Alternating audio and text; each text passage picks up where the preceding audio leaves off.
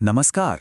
आज की इस चर्चा में हम वास्तविकता की उन सीमाओं को टटोलने वाले हैं जहां हमारे रोजमर्रा के नियम बिल्कुल काम करना बंद कर देते हैं। हम बात करेंगे समय के लचीलेपन से लेकर उस बिंदु तक जहां खुद स्पेस और टाइम का वजूद सवालों के घेरे में आ जाता है। तो चलिए बिना किसी देरी के सीधे इसमें गोता लगाते हैं। क्या टाइम ट्रैवल यानी समय यात्रा वाकई मुमकिन है? देखा जाए तो इसका एक छोटा सा जवाब है, शायद। लेकिन रुकिए, ये हॉलीवुड की साइंस फिक्शन फिल्मों जैसा बिल्कुल नहीं है। असल में इसके पीछे का विज्ञान कहीं ज्यादा जटिल और दिलचस्प है। समय यात्रा की इस वास्तविकता को गहराई से समझने के लिए हमें एल्बर्ट आइंस्टीन की थ्योरी ऑफ रिलेटिविटी को देखना होगा। इसके मुताबिक समय कोई फिक्स या स्थिर चीज नहीं है। यहीं से टाइम डायलेशन यानी समय के फैलाव का कॉन्सेप्ट आता है। आसान शब्दों में कहें तो गति और गुरुत्वाकर्षण के असर से समय खिंचता है और धीमा भी हो जाता है। इसे समझना बहुत ज़रूरी है क्योंकि यही साबित करता है कि भविष्य की यात्रा सिर्फ साइंस फिक्शन नहीं बल्कि एक प्रूवन साइंटिफिक रियलिटी है। देखिए, कंसेप्ट बहुत क्लियर है। अगर कोई प्रकाश की गति के करीब सफर करे या किसी बहुत स्ट्रॉन्ग ग्रेविटेशनल फील्ड के पास हो तो उसके लिए समय बाकियों के मुकाबले काफी धीमा गुजरेगा। और कमाल की बात यह है कि ये सिर्फ कोई थ्योरी नहीं है, इसे सैटेलाइट्स और एटॉमिक घड़ियों के जरिए टेस्ट किया जा चुका है। सैद्धांतिक रूप से अंतरिक्ष यात्री अगर काफी तेज गति से सफर करें तो वे सचमुच भविष्य में जंप कर सकते हैं।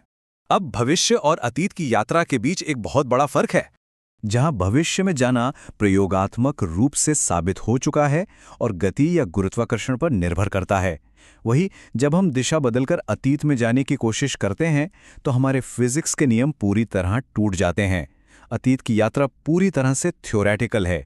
इसके लिए वॉर्म होल और नेगेटिव एनर्जी जैसी अजीबोगरीब चीज़ों की ज़रूरत होगी, जिन्हें बनाना फिलहाल इंसानी समझ के बाहर है।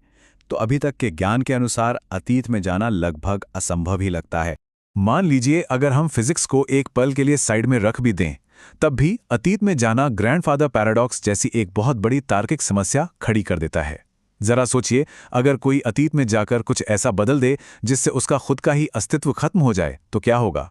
ये कॉज एंड इफेक्ट के बेसिक रूल को ही तोड़ देता है। यही वजह है कि हमारे मौजूदा फिजिक्स मॉडल इसे पूरी तरह रिजेक्ट करते हैं। लेकिन हमारे फिजिक्स के मॉडल अतीत की यात्रा के कंसेप्ट पर आखिर टूट क्यों जाते हैं? इसे समझने के लिए हमें प्लैंक स्केल को करीब से देखना होगा। असल में हमें यूनिवर्स को जूम इन करके उसके बिल्कुल सबसे छोटे लेवल पर जाना होगा।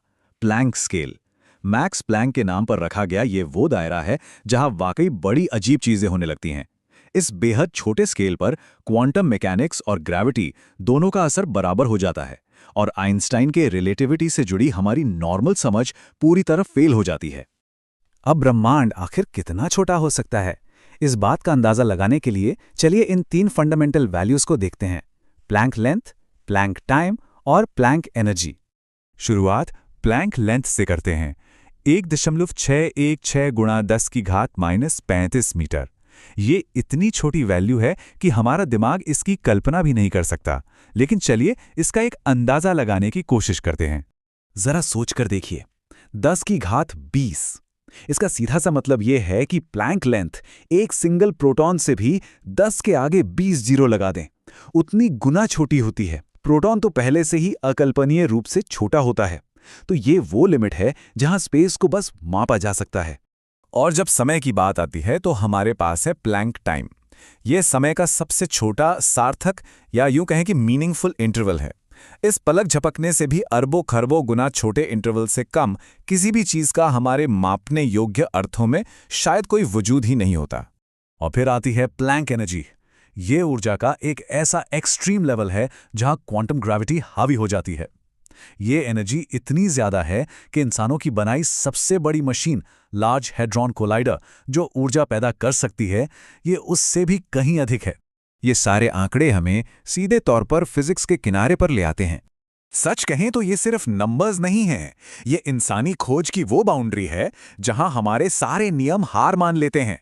जब कोई भी प्लैंक लेंथ से छोटी चीज को मापने की कोशिश करता है तो स्पेस खुद झागदार या फोमी हो जाता है। इसे क्वांटम फोम कहते हैं। यहां दूरी और दिशा का सारा मतलब ही खत्म हो जाता है।